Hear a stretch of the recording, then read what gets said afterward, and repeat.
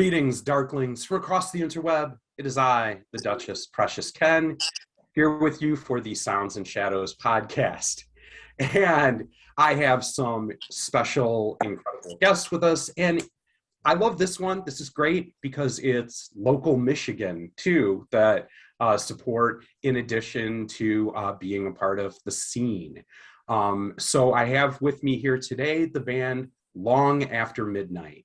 I'm going to go across. Hello, first of all, to everybody. Hello. Yo. Hello. I'll go through you guys one at a time. We'll go Mike, Ross, Nick, and introduce yourself, say what you do in the band, and then we'll roll into it. All right, I'm Mike Nolan. I do all the synthesizers, programming, most of our mixing, all that fun stuff, the production work. Ross, when you introduce, I'm going to also need you to introduce the cat. I'm Ross. I do the vocals with the band here and help do the writing. And this is my cat, Oscar, who is currently obsessed with being in the studio with me. We're always happy to have another cat on the podcast. We're a very cat-friendly podcast. Cool. Nick? Hi, I'm Nick. I do guitars for Long After Midnight, and that's really about it. I try to keep my hands out of the rest of it. Now, are you guys all in Grand Rapids? No, I'm over in Grand Ledge. So. Okay.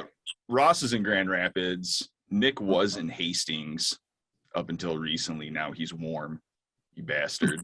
It's not so warm today. It's it's got a bit of nip in the air. I mean, it's shockingly pretty warm in Kalamazoo today. I took my coat off when I went outside. That's pretty nice out. Yeah. It's good times. So I'm really excited about this, like I say, because sometimes I feel like we're the only goth industrial band in all of West Michigan. You know, so I mean, there used to be a few more, but sometimes it feels pretty lonely in it now. So kind of having you guys out and in the vibe was exciting when I found out about it.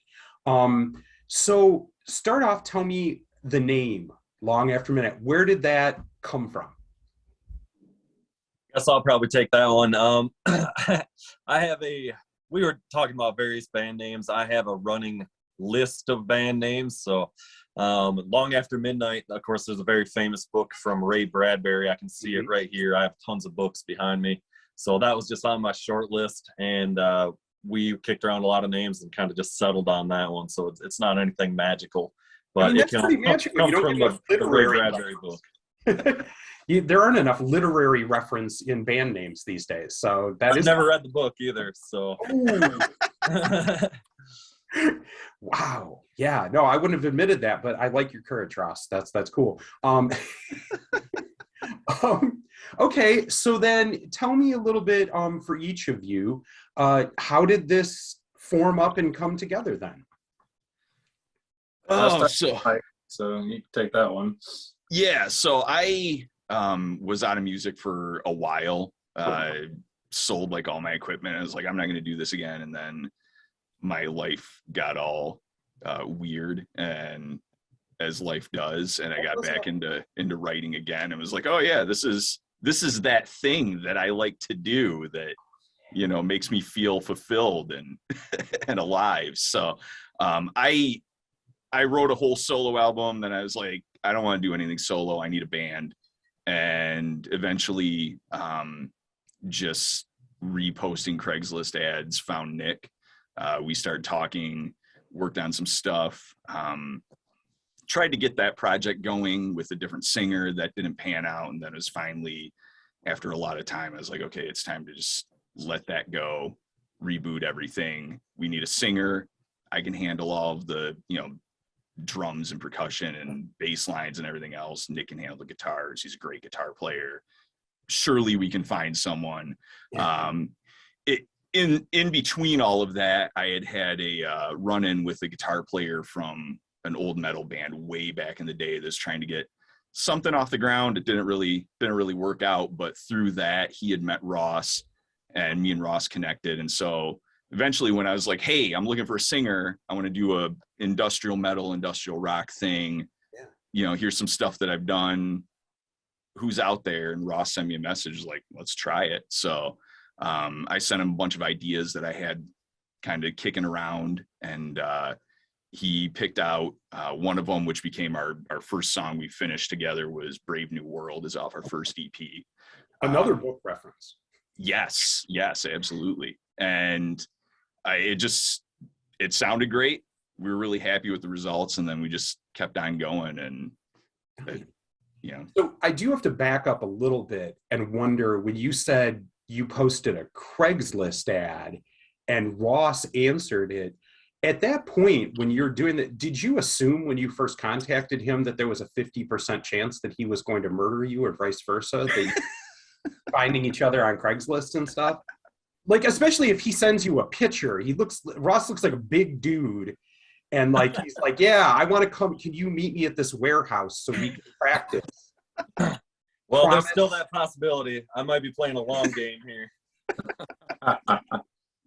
Actually, that's kind of brilliant in case you did do that, because that could really, the press from that, propel your metal band to huge sales if it turned out that it was a satanic cult murder situation. Worked for Mayhem.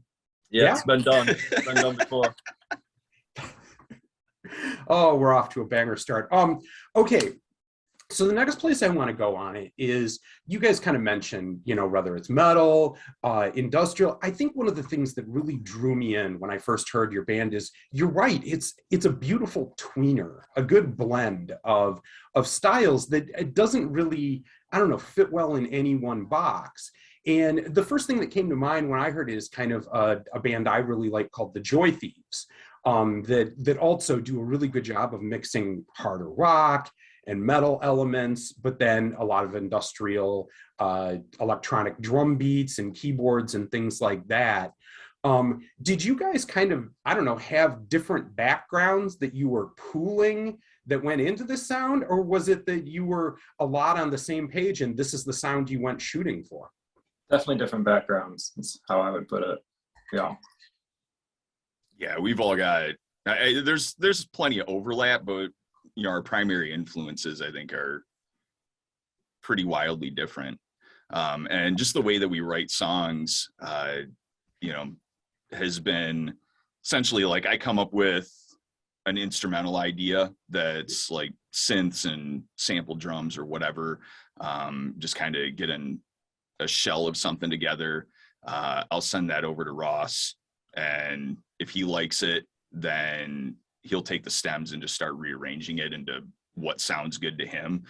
Ross is pretty instrumental in the songwriting process. That's something that happened right away, just because, the song has to fit the vocals, not the other way around. So, and there's been a lot of stuff too, where like our single that we put out over the summer, Falling Away, that started as, that was like a 1.5 minute long instrumental that didn't really have a lot of direction, and then Ross played with it and came back with, here's how this should be, and then we went with it from there.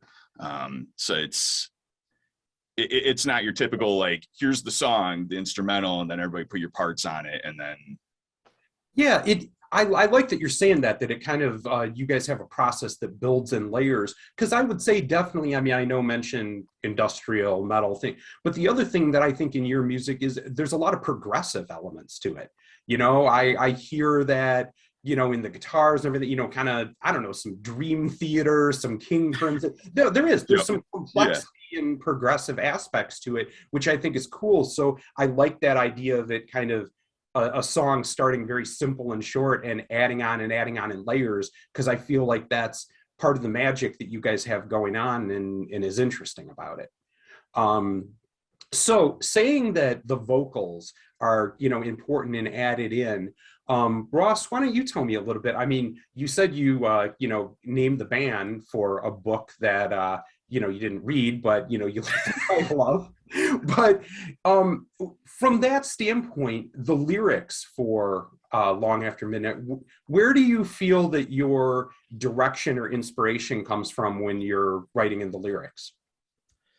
I guess one of my big things with the whole thing is to really not have a plan. and to just kind of let whatever's going to be is going to be. And I think that's what puts some of what you're talking about into these different styles in there. But as far as lyrically, one of the things, I've written a lot of songs in my life, so I can write lyrics pretty readily. But I like to take Mike's like the working titles for the song. Mm-hmm. And a lot of the titles from the songs have come from his working titles. Either they still are the same title, or I'll kind of take that and just be like, okay, what does that mean? And how can I turn that into something where I can twist it into like a double meaning or something like that? So that's a lot of where I'm coming from, is kind of like taking a challenge or an idea from Mike's music and then trying to put my spin on that. So that gives me sort of like a starting point. Yeah. The other thing I do want to ask real quick to you, Ross, is I notice every time you're answering, are you originally from Michigan? Because you sound like you got a little twang on your voice there. I get that all the time. I am from Muskegon, Michigan. Dude, I've had so many people in my job and everything tell me that I sound like I'm from the South. I have a cousin, my cousins are from the South, and I think maybe when I was younger, I picked up on some of the things that he was saying or something, and it just stuck. I really don't know. I also know that when you're talking on the phone with people, if you're talking on the phone with people, if you use a Southern accent, you get more out of them. So I don't know where that comes from. It's just it's a thing for sure, man. I've had so many people mention it my whole life, but I'm from Michigan, born and raised. All right. All right, I'm gonna switch up now because I've let Nick be kind of quiet here. So Nick, I know what a guitar player wants to do. Tell me about the rig that you're using, baby. Hit me with what is your rig? What is your setup? Give me some shop gear talk. It actually changes up quite a bit. Like, so for a few of the songs, I've gone over to Ross's house and used his gear. So used from his guitars, his amp, his cabs, his microphones, like the whole thing. And I just bring my pedal board, which is really where I kind of feel my comfort in shaping the sound, is through my pedals. I know them, I've had them for years, right? And I just make little tweaks. The shoegazer element of the band is what you're saying. Yeah.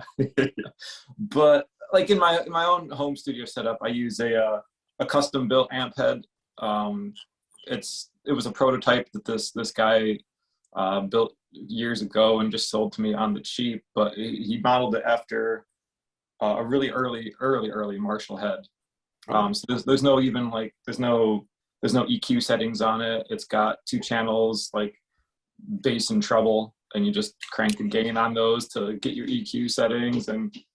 But it's all really clean analog circuitry, and it produces some really nice sounds. So that gives me my great, like, what I think is some really great clean tones. Yeah. Running through that. And then for the heavier stuff, I really like Ross's Engel head, but we've used a Mesa too, and I have a Mesa head now that I've been using to get some of those crunchier tones. Yeah, I mean that's always, I look at that thick, like Mesa buzzy sound that I always yeah.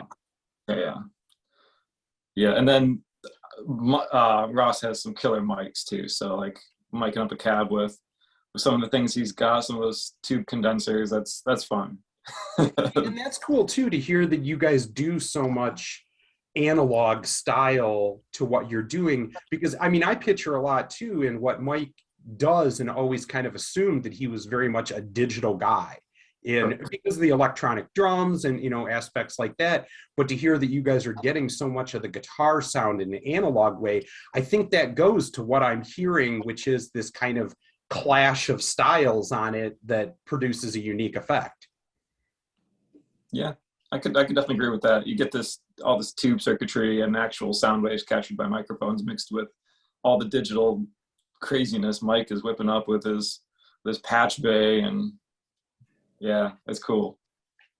So you also mentioned to Mike a minute ago about the single that you did, Falling Away, right before the remix album, and you sent that off and had that produced, right, or at least mastered by a friend of ours over at Armalite, right? Didn't Yeah, actually, since our second EP, we started going through Jules for mastering. Nice. And Tell me a little bit about what that is and working with, I mean, because he's brilliant. I mean, you talk about a guy at the top of the production game. I've interviewed him before for one of his bands. And just that guy has forgotten more about electronic music production than I will ever know. It's really the easiest process. I mean, for one, I couldn't really believe what he charged. I was like, wow, that's really reasonable. Holy crap. But I send him tracks, and he usually doesn't have a lot of mix notes to throw back at me or anything. Falling Away, I specifically asked for, like, can you listen to this? Give me just a mix check. And he had like 3 really minor things that was like, move this a tiny bit and move that a tiny bit. But yeah, I send him the tracks, and he usually has them done the next day, and it's perfect. There's not a lot to talk about because it's just efficient and good. It's exactly what we want. He is a machine in that sense. Yes. Yeah, it's amazing. Nice. That's really awesome. And I know you've also worked with a member of our team at Sounds and Shadows with Hyde, right? You had done a song with, Tell me a little bit about that. That's fun that you got to work with, my boy. We've got a whole side project going that I was working with him for some artwork and stuff for my solo release through Hitchcock Guillotine. And then he just messaged me, like a few weeks ago going, hey, do you do vocals? And I'm like, not really, but here's something that, like, I did vocals on before. That's about my range. He's like, that works. Let's try something. I'm like, okay, that sounds good. And it's we settled on the name Sever the Servants, and it's basically he does a bunch of jams on his modular rig, crafts a song out of that, and then he sends me the song. I'm just writing lyrics based on whatever vibe I get from it, and then doing kind of creepy, channeling ogre a little bit vocals. And it's just been, I mean, we're on track to like have a whole album done at this point. We're just working on everything so fast. He's constantly cranking out ideas left and right, and then it's something that I found is really, like, I've gotten a really quick process for when I want to sit down and record vocals, just knock it out super fast, and it's very efficient. I know better than anybody about the level of output that Hyde has going, because it's usually at 2 a.m. that he's DMing me to be like, wait, have you heard this? Wait, listen to this. Wait, listen to that. And so there's just always a constant stream of what Hyde is producing. It's pretty astounding how much he does, how quickly. I still don't believe that he sleeps ever. I don't think he does.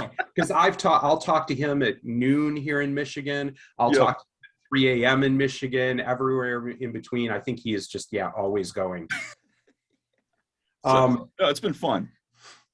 So tell me now about where's the future for this? Where do you guys, if we did another interview in 2023 to sit down and talk with you guys again, what's the conversation you want to be having about this band a year from now? Oh man, I don't really look that far out into the future for anything. Like, get me through the next month. Yeah, it is hard these days to even assume there will be a future a year from now. I mean, I hear that, but so we've got our next EP is coming out the 25th. We're actually doing a premiere for the first video that is going to be out for it, which is the song I Want to Believe. It's like our first production of a video too. Like, Ross had an idea. It was his vision from start to finish. And like, we filmed it. He edited it all. So the premiere for that's going to be the 21st. So, well before this airs. And then we have videos for the other songs that are on that. It's 3 songs. And I've delved into shirts Oh, So cool. that's going to be available soon. Yep. And then we just got to write stuff. I mean, the concept of playing shows is Up in the something air. that I don't know when we'll be able to do it. Because I mean, even trying to get on a show, like nobody knows who we are in Michigan, Well, really. You know what? You can come here to Kalamazoo. Besides you, we can play Come with down you. here to Kalamazoo. You're welcome at our goth night. We always do a really good goth night in Kalamazoo, and you can come play with Amaranth. So eventually, we want to play live. I kind of want to try to do an album in the near future, maybe next. I don't know. That'll be a conversation that we'll have. Well, you're talking about the EP though. How do you feel like from both the remixes, your previous EP, Painkiller, what's different about this one? What do you think is exciting that you've learned in the journey that goes into this EP that maybe wasn't there before? This one, we really leveled up our songwriting and production and everything. It is a major step up from Painkiller, just in terms of everything. I mean, it kind of started with the Falling Away single where Ross was like, hey, give me the stems instead of just giving me a stereo track to like try and rearrange. And so we got more granular with that. With like, I'm going to break it out even further. And then, so the arrangements are a little more, I don't know, a little more complex. The quality of sounds that I've been getting out of like my synth rig and stuff has just improved immensely. And I had Nick do that. Tell me a little bit. What's your rig there? Well, I do a lot with my modular rig. Let's see if I can actually get a shot of it. Oh, right there. Crispy. Yeah, it's that's kind of the beginning of everything for me. Is, you know, I just screwed up my whole everything with the webcam there. That's pretty much where I start with anything. I kind of get some ideas, and especially with this newer stuff, it's been a lot of, I start with like a jam on that, and I'm recording like loops of performative elements rather than like sitting down and programming crap out. And then I'll bring that in. Sometimes I'll layer some drums in my computer just because it's easier once I get there. But I kind of flesh the idea out with all hardware and just see where it goes. I know you haven't had to do it that much yet from what you're saying, but if you guys go out to play this live, Nick, from your standpoint in particular, what's it going to be like? I mean, have you ever done a band before where you've played along to backing tracks or, you know, electronic drums, and then in a live performance you layer on top of it? Well, we did the live sessions in the basement, right? So that was our first time really jamming out together on these songs. And the biggest thing I found was just getting like a proper pedal switching system, because there was some dancing around that was getting in the way during, especially Falling Away, for example. So, but really, once I got that set up, which I did a month ago or so, it's pretty easy to pick and choose the parts that I consider primary that I can play, and then just have the rest layered in there along with like triggered by Mike, or, you know, mixed in there already, so I don't have to worry about them. Otherwise, we need like 3 or 4 guitar players to cover it all. that could get intense. That's these days a lot to take on the road. That's a big. Yeah.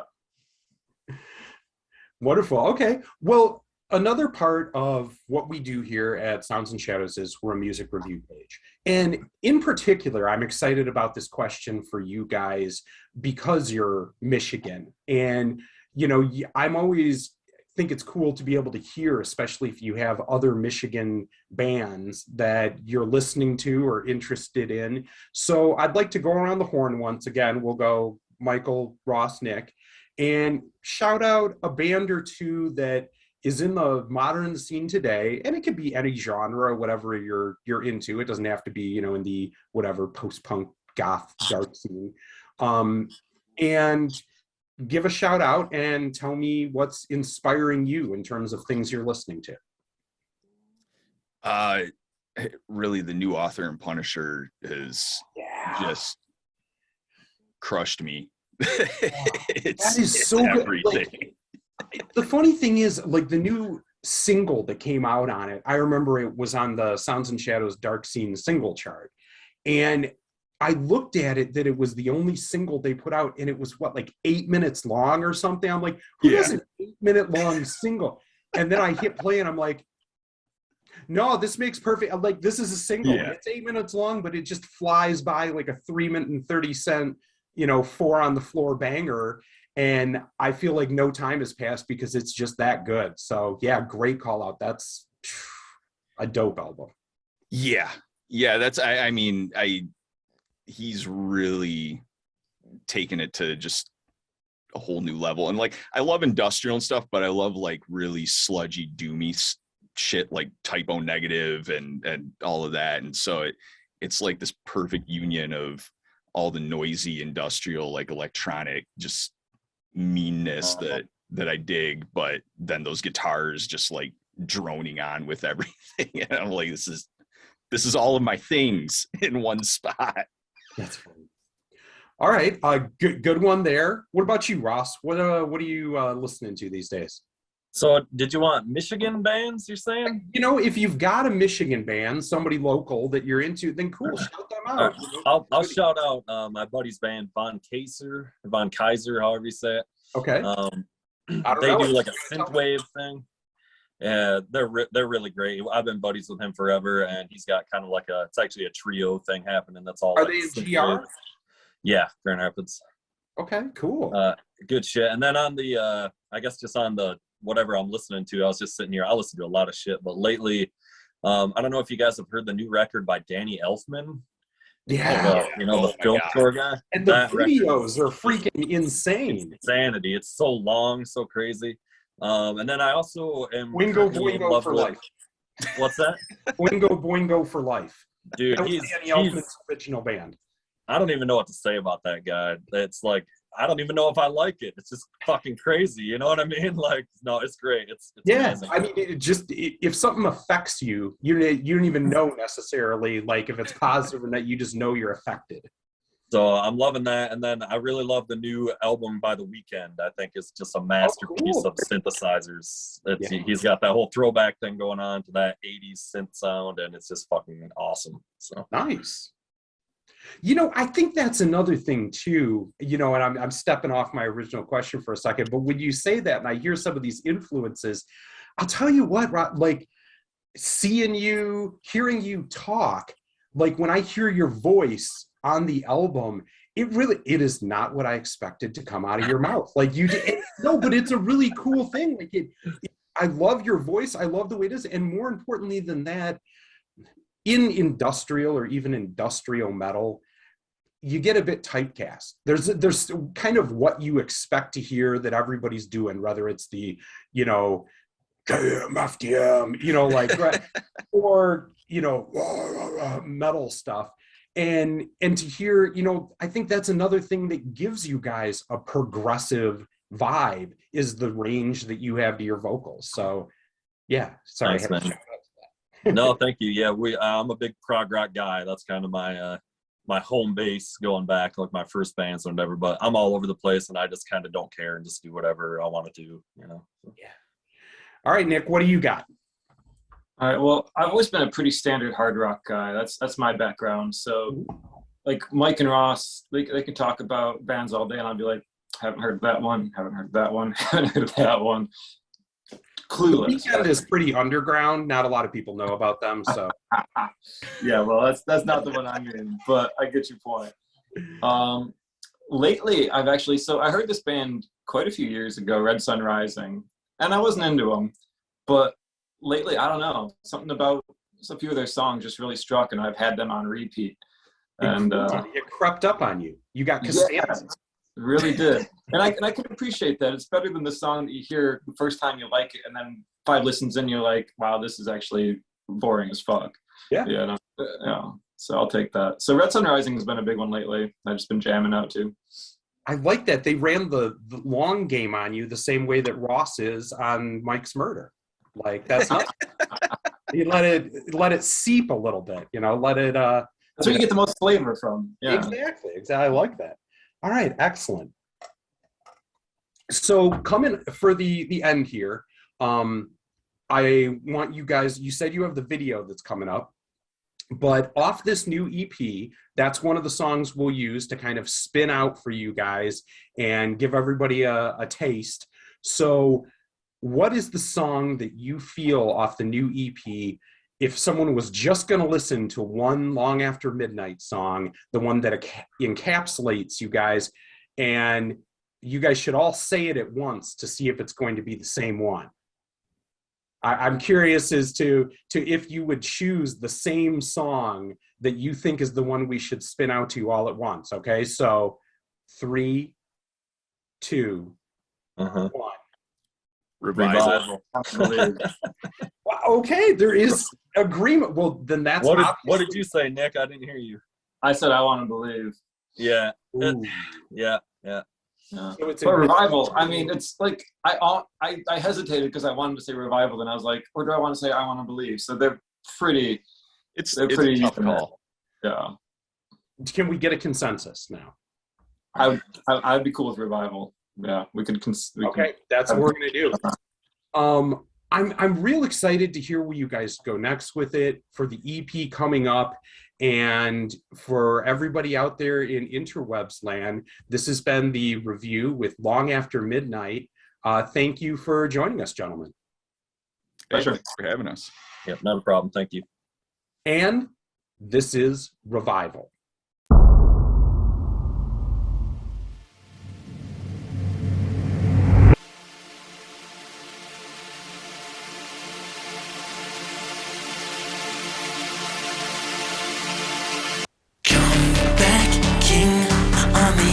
Of a breakthrough,